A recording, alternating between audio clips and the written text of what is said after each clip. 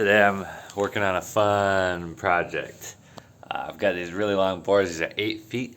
I'm going to be making an 8 foot by 3 foot raised bed today. I'm going to show you how I do that and then what I'm going to use it for. Because I've decided if I'm going to make this project, I need to go big.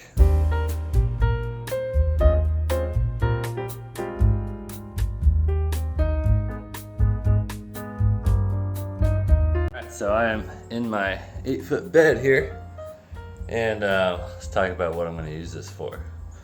So I'm working on a citywide gardening project. Basically I find idle abandoned land and I make gardens on them. Here's the purpose. Purpose is to promote gardening. Also the purpose is to promote health. Also, it's really a matter of food security. If you're growing food in this place, distribution chains shut down, we're not getting any seed. But if we're actively gardening here, we have our own seed bank ready to go, ready to scale. Farming is insanely scalable. One seed produces like hundreds of seeds. Depending on what you plant, of course. So I'm just kind of laying a little bit of infrastructure. Hopefully people like gardening. At least there will be some extra produce around for people to access. At the end of the day, I hope that's what happens. If nobody wants to harvest, I'll harvest for myself and my friends, my family. And if people over harvest, great. I'm so glad. I'm going to start doing the same thing with trees. I've got some trees sprouting, and watch out, Jacksonville. Mini orchards will be popping up hither and thither.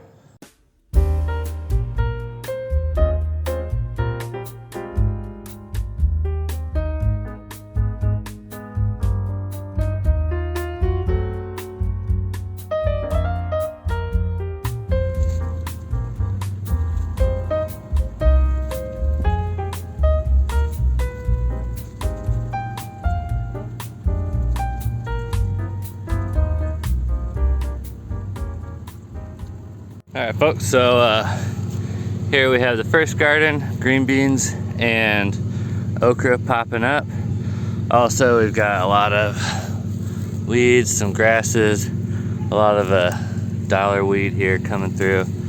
So what I didn't do with this bed was I didn't fill it with leaves first. I just put dirt straight in. So these leaves, when I put dirt on them, will compress down, begin to rot, and produce food for the plants. Also, it's gonna hold a lot of moisture, and it's gonna hopefully keep all these weeds from poking up through. We've got some big magnolia leaves, which should be helpful. It's gonna be hard for stuff to penetrate that, so hopefully I think this should be plenty thick, thick enough for keeping the weeds out of the bed. And then there should be enough soil on top, which is going to push it down and really compact it. So hopefully we get a good healthy garden bed with no weeds coming in. And this one may end up failing. It doesn't seem to be holding enough moisture in there, but I believe in the green beans, so, and the okra. I think I've got some mulch on the top to hold moisture in, but it's crispy, so need some more watering, and I try to water it when I can, but today I forgot to bring some water. But as you can see, the green beans are living. You see some signs of stress, especially like on this leaf here. Something's eating at it, but we have new growth, so that's cool. Dollar weed, get out of here. So that's what we got going, putting in the second garden. All right, I found out where to get free compost. Any place that has animals, like a horse farm. Look at these worms. They won't stand still. Yeah, horse farm, zoo, whatever. Any place that has animals, they're gonna be composting stuff. So, man, so many worms. So just find their pile. Usually they give it away for free. And Ask them if you can get some. Come and get some. Use a shovel.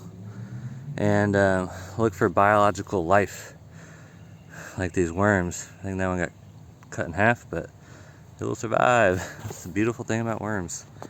Alright, look for biological life. Got some dirt in there, gonna need another load at least, maybe 2 more. And yeah, did all on the Honda Civic. Oh yeah, beautiful machine, right in that trunk. So, gonna have to do another load, but this stuff is full of worms. Here's one right there. Yeah, so, anyway, there we go. Yeah, free, it's all free.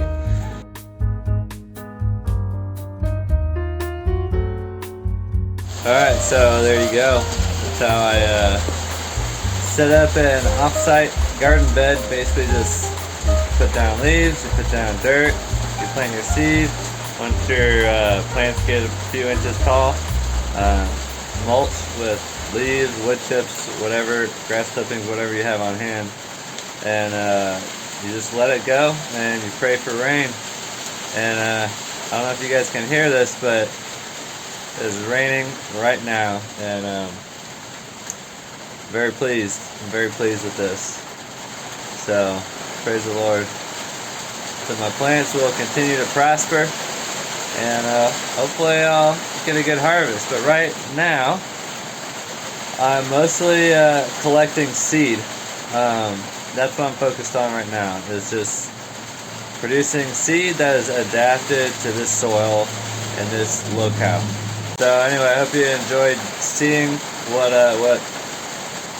basically just my system, the way I do things, and you're going to be seeing the results here in probably a few weeks. Hopefully, we're going to start to see some green beans, and oh, I do have a baby okra. It's tiny. It's really not worth showing. And then I've also got some sunflowers that are blooming, which is amazing. So I'll show you those right now. Hey, why not? I'm just thrilled about the sunflowers, because check out this beautiful sunflower. Let's get in close real quick. Hold on. Yeah, so you can see that there are miniature flowers inside of this whole sunflower, like hundreds of them. And towards the center, the ones in the center haven't bloomed yet, and the ones on the outside are the first ones to bloom. And right around here is kind of the overlap right here. And you can also see the producing nectar, because there's sugar ants crawling around in there. I don't know if you can see them or not, but I can. And that's cool, I guess. Like, I'm not worried about that. Alright, well, thanks for watching. Man, I love sunflowers so much. They're so cool. I plant sunflowers in every garden, pretty much. I mean, why not? So, especially where it's getting a lot of sun, they provide a little bit of shade and whatnot. So, anyway, I hope you enjoyed it. I'm always interested in feedback. If you got questions, I'm happy to respond. And this is how you garden when you don't have your own land. There's lots of idle land out there, and nobody minds if you garden on it. So go for it. Why not? What's the worst that can happen?